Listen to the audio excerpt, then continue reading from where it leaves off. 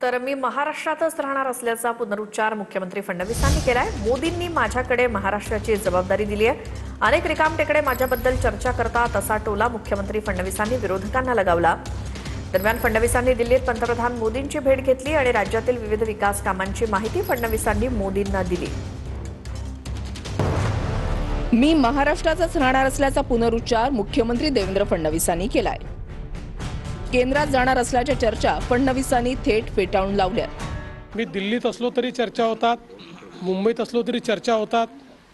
मला असं वाटतं की अनेक रिकामटेकडे लोक आहेत, त्यांना माझ्याबद्दल चर्चा करायला आवडतात, त्यामुळे त्यांना आनंद घेऊ द्या। ज्याला जे तारे तोडायचे आहेत, ज्याला जे फुगे उडवायचे आहेत, ज्याला जी पतंग उडवायची आहे ती पतंग त्यांना उडवू द्या।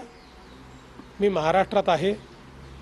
महाराष्ट्राच्या जनतेने आणि माझे नेते नरेंद्र मोदीजी यांनी महाराष्ट्राची जबाबदारी माझ्याकडे दिलेली आहे। मी प्रामाणिकपणे महाराष्ट्राच्या जनतेची सेवा करतो आणि ती करत राहणार आहे। मुख्यमंत्री देवेंद्र फडणवीसांनी दिल्लीमध्ये जात पंतप्रधान मोदींची भेट घेतली।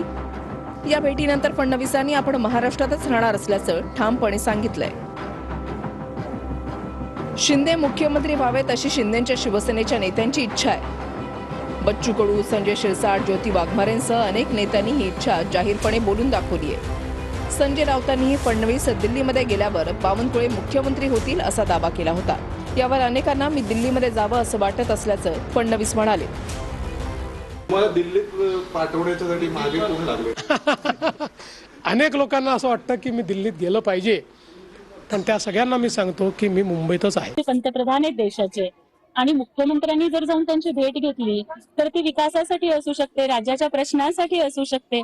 प्रत्येक वेळेला राजकीय उलटापालटीच घडायला पाहिजे असा अंदाज काढवला जातो। महाराष्ट्रातल्या कोट्यावधी लाडक्या बहिणींची इच्छा आहे की शिंदेसाहेब पुन्हा मुख्यमंत्री व्हावेत। मला बहीण म्हणून वाटतं की माझे भाऊ मुख्यमंत्री व्हावेत आणि ती आमची प्रामाणिक इच्छा आहे। मला असं वाटतं या सगळ्या चर्चेला कोणताही अर्थ नाही।